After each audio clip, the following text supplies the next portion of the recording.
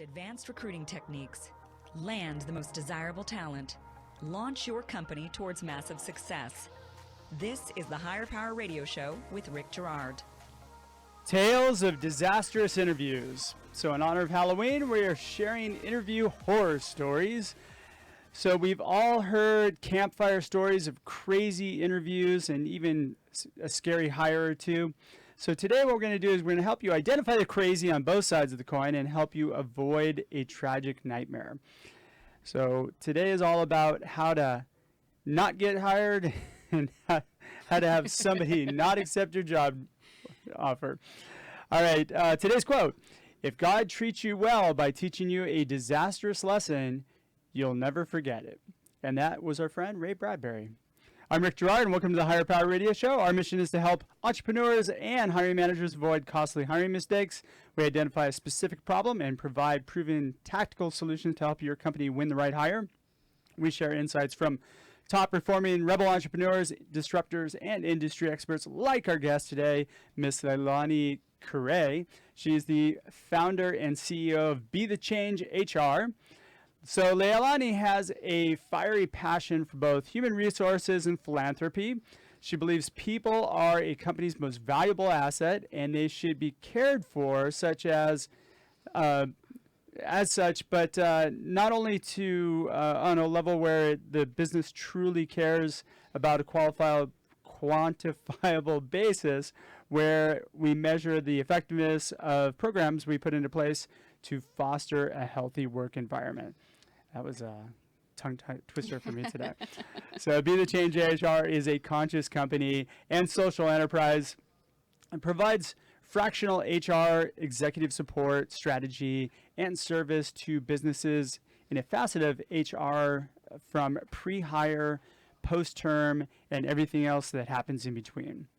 So you have a quote too, and I do. Why don't you tell us your quote real quick? My quote is, "Be the change you wish to see in the world," and that is Mahatma Gandhi.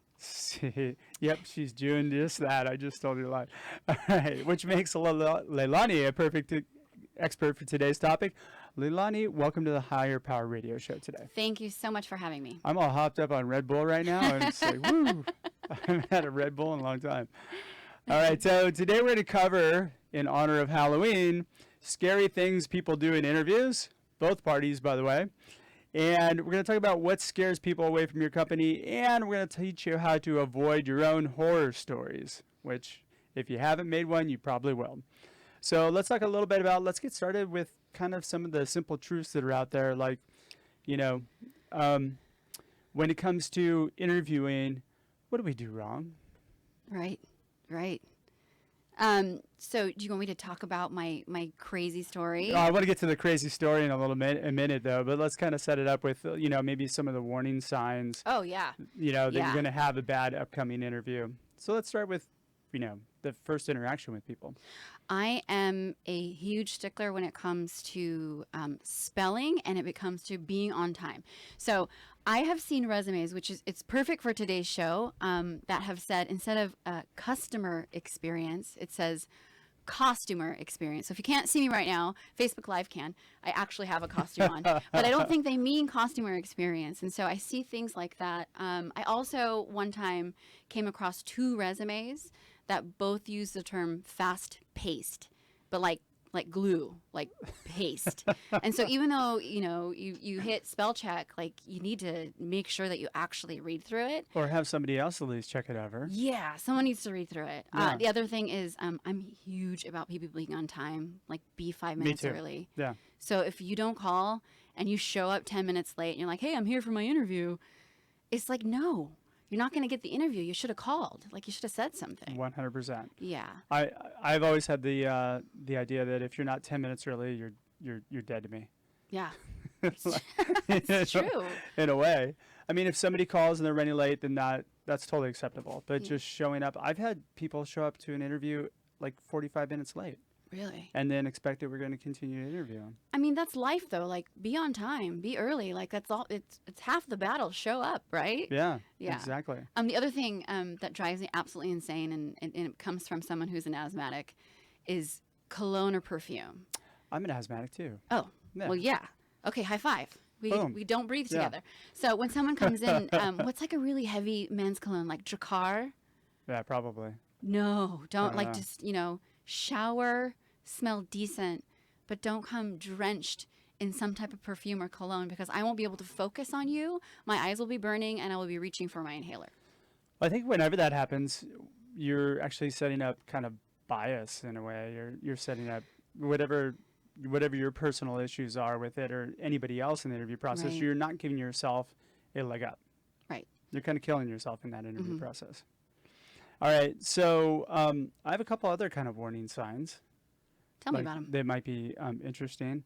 And this is on the company side, right? So if you're a person interviewing in a company and it's just completely discombobulated or not structured, or you get a lot of rescheduling to set up just even a phone conversation, that kills your credibility of your company. Right. I mean, if you set something up, I can understand canceling something once, but again, just not showing up, totally unacceptable. It weighs on both ends. It goes both ways because you're accountable to be present for that person as well. And so I would think someone would think if they didn't do that, well, what would it be like to work there? Would you take priority or not? Would someone constantly reschedule on you? It's important to be present for that person and have the company commit as well. Totally. Yeah. Totally. And we're in a market too. Excuse me, frog in the throat. We're in a market too where really it's a candidate's market. It's not a company market. And I think a lot of companies seem to think that, well, we're amazing and people should just want to work for us. But there's also another, like 100 other amazing people should want to work for us companies that are out there too. Right. So you're competing against all of those. And you really have to set yourself aside. And big picture, it's all about like the whole experience, right? So the employee experience from the minute that they see that ad or they interview all the way into when they onboard and then they're in the company, it should start off on the right foot from the very beginning. Absolutely. Yeah. I think you should treat everybody like you went out and actively recruited them or they're an employee referral. Yeah. Because there's a difference in how those people are treated. Yeah. If somebody gets referred in from somebody who's within the company, it's a different experience most of the time. They're like, oh, this was referred in by Jim. Jim says he's great. Let's just fast track him. Yeah. That happens a ton too. All right, so you mentioned stories. So this is an episode we're going to talk about stories. So let's talk about some of your stories because you and I talked on the phone and you shared some great stories. Yes. So let's talk about one of them in particular. Mr. Schwain Schweiley. We have changed his name to protect his identity. Actually, we've changed his name to protect me in this whole situation. Schwain Schweiley. Schwain Schweiley. We're going to call him Schwain. This kind of reminds me of Schwain's World. Schwain's World. There was no partying involved. This is quite the opposite. This is a true horror story. Like to me, there's nothing funny about this. And so you were laughing about it. I mean, okay, well, I'll tell everyone so they can make the judgment call on their own. So we were recruiting for an accounting manager.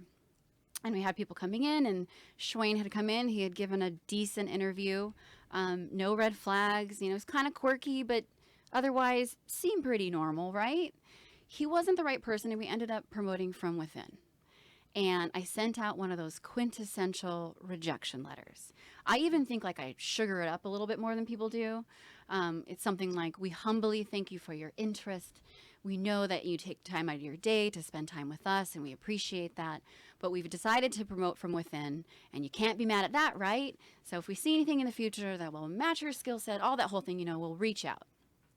And I get a series of letters back, and I actually found one. I ended up forwarding this to my sister and telling her, like, what is going on. So, you don't have to share it, but are you can sure? just give us the gist, unless you want to. Are you sure? Sure. If it's a nightmare, go for it. I won't read the whole thing. All right.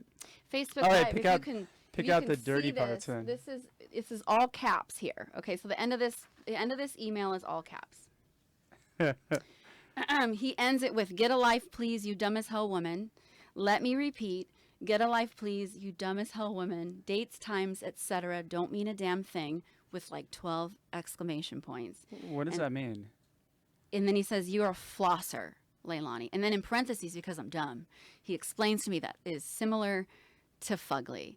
And so but what's scary about this email Oh my is God. he says crazy stuff like, in addition, when you tell someone that they should probably kill themselves if they cannot cope with your disinterest in them, and you attempt to keep their agenda going, then I know you are. This letter was just littered with insulting me. Are you sure that person's not sick? Like, that's not looking normal. back, Yeah. I think There's some major issues there. I think there may be some schizophrenia involved or something that had happened. But this email came through, and 2 others came through, and some of the insults were really sexual in nature. And I didn't do anything until the 3rd, because by that time I was getting very upset, right? And I worked for a company that had a director of security. And so when he found out about it, he's like, we're going to the police. The office is going on lockdown. His picture went up everywhere, and they called our attorney. And it took that many times for me to realize, and me in HR, like, I didn't think about it. And you should that I was probably in have done danger. that the first time, right? Yeah. First email? The first time around. Yeah. And so This was over the course of how many days? a week. Okay. A week. He had CC'd some other people, and so I reached out to one of them, and he was doing the same thing to another woman. But instead of it being sexually charged, it was racially charged. He was using, like, the N-word and stuff with her. And we realized, like, we're dealing with someone who isn't healthy. Yeah. So what can you, so you got to report it. You got to protect yourself right away. Yeah. But we didn't do that. That's like such a nightmare, right? Yeah, it was really a nightmare. And it's not until we went to the police, I was like, oh, this is serious. And for me, there was no red flag. It's just, I guess people are crazy, right? I mean, I bet you there was some red flags somewhere in there prior to you bringing that person in for an interview that maybe you could have picked up on in the phone screen. I had one internally where I thought he was a bit off. Okay. But then I'm an HR professional, so we try not to judge people, right? Oh, I try and judge people all the time. Do you? Yeah, because I'm trying to fill people into the culture of the company. And, even though you're an HR person or a recruiter, it's your job to make sure you're bringing the right people in the company. It comes back on us every time if it's wrong, right? So I'm super judgy. What do you think? Do you think there's some type of, like, testing mechanism that could have found this prior to? Oh, yeah. In, like, an assessment or... Yeah, you can do it in a phone screen. So, you know what, though? I want to defer to that in a few minutes because, like, when we talk about the solutions for it. Yeah. Because, let's bring that up again. So, okay, so you've got crazy. I mean, you can identify that in the screening phase, but, usually what ends up happening is your phone screens are, like, 5 minutes long. Hey, does this person have the skills? Let's just set them up and bring them in for an interview. And I think that's when you get those scenarios. Right. Right? Yeah. We did a phone screen. Which was The quick 10, 15 minute, like, Do you have 4 years of this and 5 years of that? Yeah, a little bit. And I'm really a fan of the tell me about you and your career and let people just run with whatever they want to say. So that was my format. So I'm a big fan of I want to find out what's going on with that person first. So I focus in on their pain, their desire, and their impact. And those 3 things I use as a benchmark and I ask behavioral questions to dig into that and gain an understanding of who they are as a person. Right. Because I'll tell you, all kinds of crazy comes out of that. I just had somebody that I recruited a few weeks ago that I did not present to one of my clients. Who everybody around this person was an issue, but that person was never the issue, right? So when you started getting into the nitty gritty and the details of, why did you leave this job? Oh, well, there was 4 people over there that didn't like me, and they had it in for me. It was just when there's patterns like that, it's obvious that that person's the problem and not everybody else around them. Yeah. Yeah. All right, so we've got the Schwain Schweiley. All right. Any other stories that are kind of interesting that kind of raise your eyebrow and go, okay, here's something you can avoid? Yeah. So I'm working at a company and have an employee who comes into my office all the way from Lancaster to Anaheim to tell me something, right? I have to talk to you. Okay. So he sits down and he says, my truck was stolen. This is a construction company. So this is somebody who's already employed. Already employed. Okay. My truck was stolen. Oh, that's terrible. Did you call the police? Yes. Where was the truck? Oh, it was in the front of our house. We had a party that night. Maybe someone stole it there. Regular questions.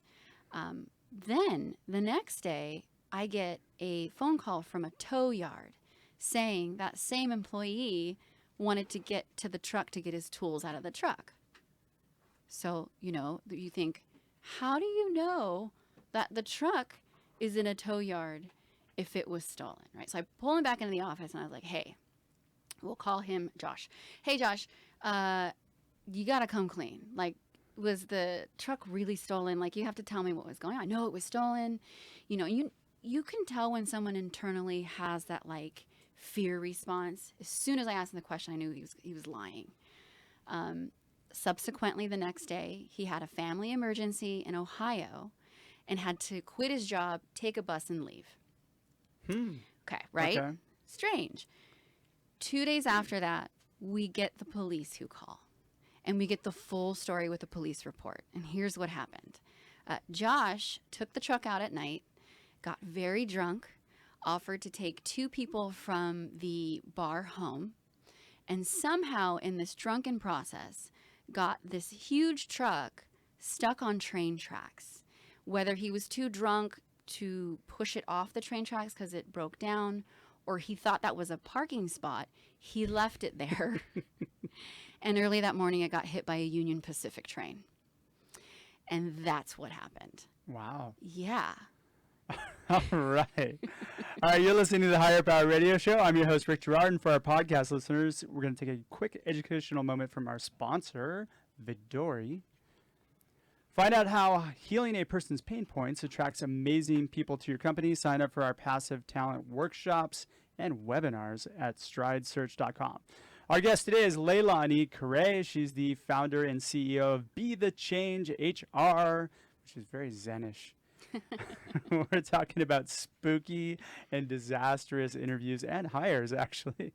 So don't hire anybody who drives a truck, who parks it, or leaves it on a train track then, right? There's a whole pre-story to this. Oh, gosh. Here we go. Right. Go for it. So construction company always ran background checks on everybody. They forgot to do one on him? They did. Ah. They did one on him. And? Rap sheet. Really? Yeah. And so I am, listen, everyone deserves a chance, right? But sometimes there's things in people's past that are a direct conflict with the job. And in those situations, we try to argue, well, maybe they shouldn't be hired.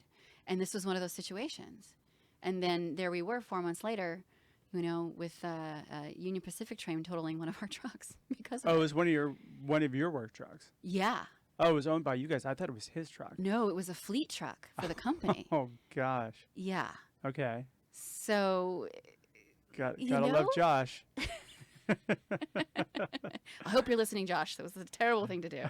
Also, you probably shouldn't be drinking. All right. So what are the lessons that we can take away from Schwain Schweiley? Let's talk a little bit about that. Well, I think you touched upon it earlier, right? Like perhaps there could have been a better phone screening process so this person didn't end up in front of me in the office and then subsequently sending me crazy emails. But yeah, because that stuff's going to come out. Yeah. If you spend enough time on the challenge that a lot of people have is that there's such a push to get people in for interviews that they don't spend the time up front talking to people. Yeah. They'll run through the brief skills background and just go, okay, you have this, checks all the boxes, let's move forward.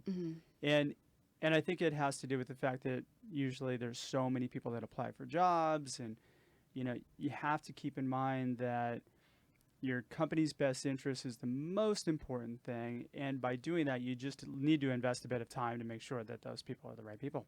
Yeah, and a lot of times there's a rush, right? Yeah. Whoever hiring manager, owner is like, we need them right away. Yeah. But we need to slow down.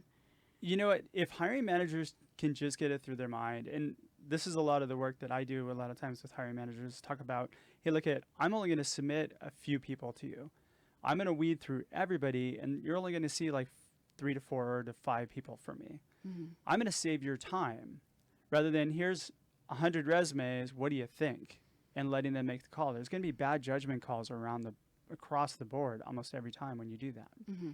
So Okay, so But there's also stuff you can't control, right?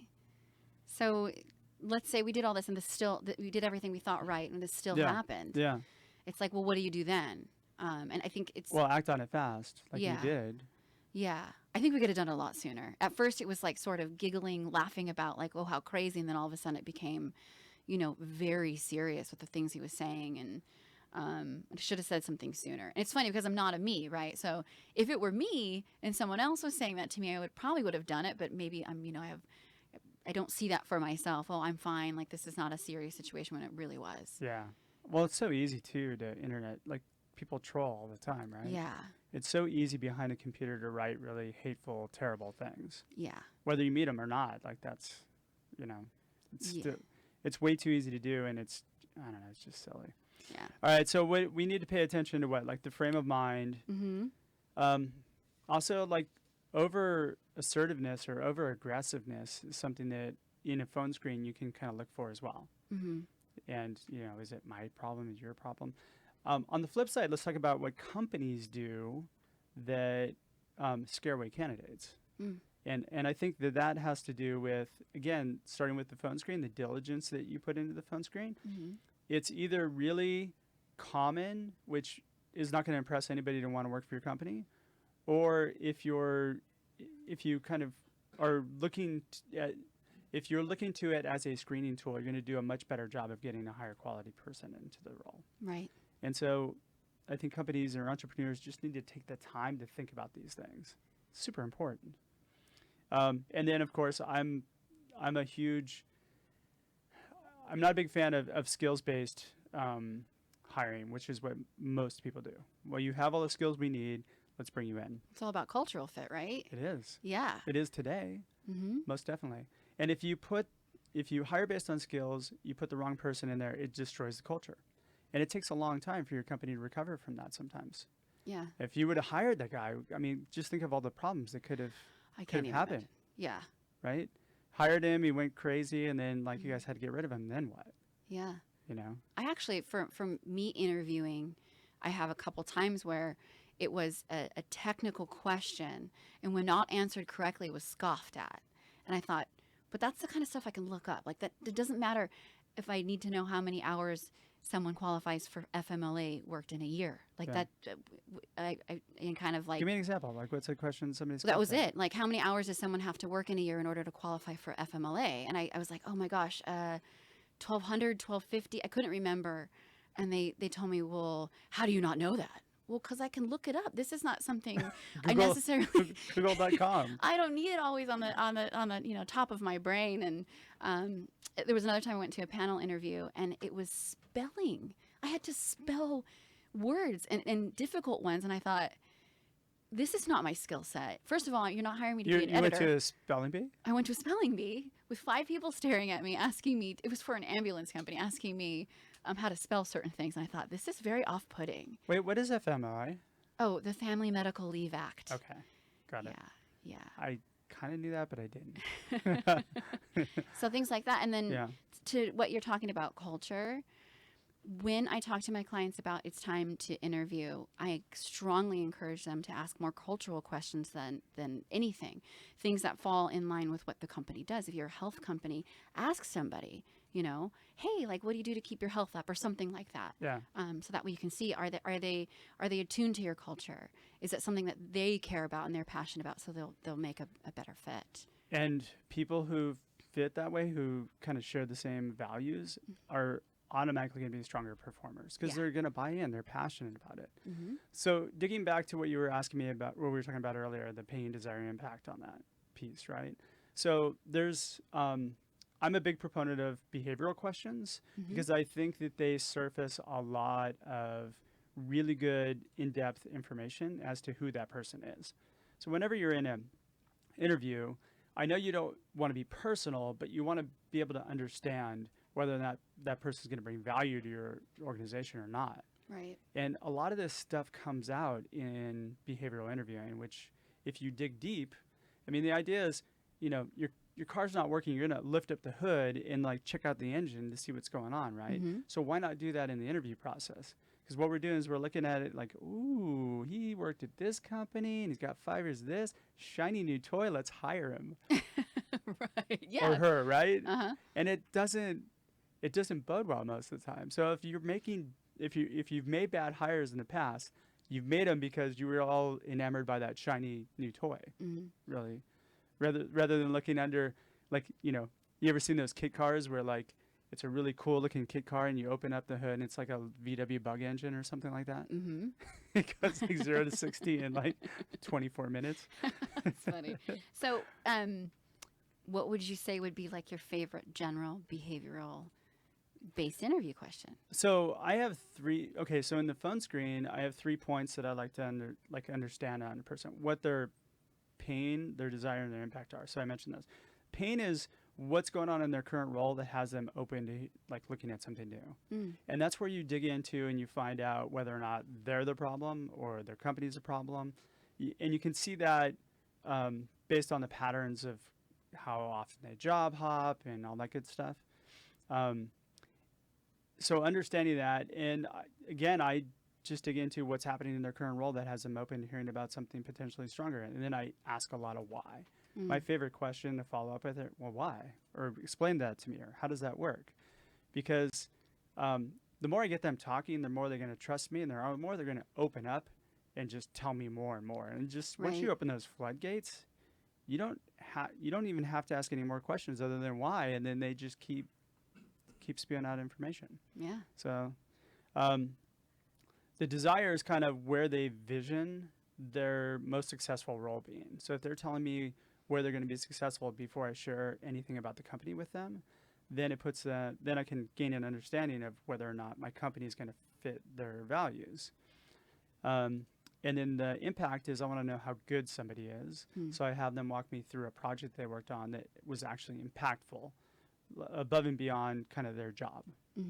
So those are the 3 things that I do in a phone screen that really kind of like give me an idea of whether or not I should present somebody to a higher manager. That's awesome. Those are great questions. Yeah, you can have them. Thank you. Yeah, so I don't encounter use it. another Schwain Schweiley in the future.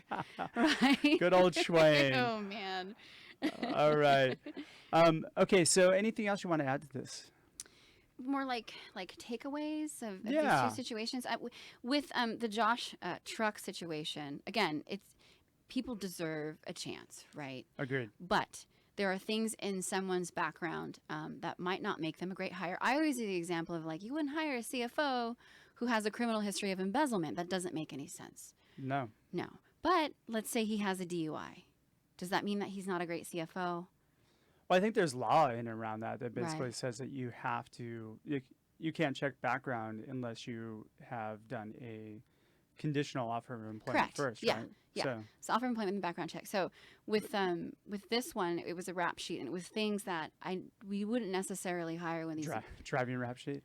Well, if you got There was somebody who's that too. driving your truck, then yes. Yeah, there for was sure. that, but there was theft, and these gentlemen were around a lot of expensive equipment. So a lot of theft and a lot of violence. Oh, Right. probably not a good Not just hire. one, but a lot. Yeah. And so it was like, well, I know him, it's somebody's buddy, like, let's give him a chance. And I was like, okay, but, with our current kind of rules around how we look at background checks, he doesn't qualify, Yeah. right? And he was going to be a driver. So all this, it doesn't make sense. And so with that, it's like, okay, Stop looking the other way. yeah. And this puts us at risk because he's what we call a negligent hire. Yeah. So if the insurance company looked into it further, if we were sued further, it's like, well, you knew his background. This shouldn't. I mean, thank goodness this train wasn't one of the commuter trains. It was the big, heavy-duty Union Pacific one. I would have it liked would've to have seen that. That would have been cool. Sorry, I like watching things being blown up. I only see that in movies. All right, what would be 3 takeaways that you'd want to leave the audience with? So background checks are important, like I Yep. just said. I think it's really key that you look into someone's history and that you make sure that they are appropriate. Their background is appropriate for the hire. The other thing is you got to watch out for warning signs in the very beginning, like you had said. Like if I hired Look for you, 'em. You have to look for 'em. if I hired you, this wouldn't happen. Is what I'm hearing. It's damn right it wouldn't happen. Right. So Yeah. a better process in the beginning, right? Yeah. With the phone screen. I mean, that phone screens are very important. Yeah. They're so telling. Yeah. And people rush through them. And then what would be your third and final most important takeaway? Sometimes shit just happens, right? So sometimes it just happens, and it's important to take swift action if you feel like you are in danger, especially in this climate right now. Absolutely. With workplace violence and what we have going on, if you think something's slightly off, take action right away. Yeah. All right, LeiLani, we're just about out of time for today's show. Thanks so much for your time investment today, and I want to welcome you to the Higher Power Radio community. Thank you. So I know that some of the members of our community, we didn't go super scary like we were going to, but how do they reach you? Okay, so you can reach me at email, LeiLani, LeiLani, at BeTheChangeHR.org. If you like Instagram and you like inspiration, at BeTheChangeHR, follow us there. Same thing on Facebook. And then, of course, website would be BeTheChangeHR.org. All right, perfect. Well, I want to thank our listening audience for tuning into this week's episode of Higher Power. A quick thanks to our team, our engineer, Paul Roberts, our producers, Andrea Ballin, Shanti Ryle, and Ayla Gerard. If you're listening to the podcast, please subscribe, review, and share. We're listening, and we welcome your feedback. After all, this show's for you. You can join the Higher Power Radio community at Higher, that's H-I-R-E, Power, P-O-W-E-R, radio, R-A-D-I-O.com. Obviously, we're not a religious show, even though, we are somewhat religious in the beginning with our quote. You can drop me an email at rick@stridesearch.com as well. Tune in next week. Our guest is going to be Amy Arenz. Amy is the founder and CEO of Concerto Search Partners. I'm your host, Rick Gerard, and you have been listening to the Higher Power Radio Show. Aloha. Thank you for listening to Higher Power with Rick Gerard on OC Talk Radio.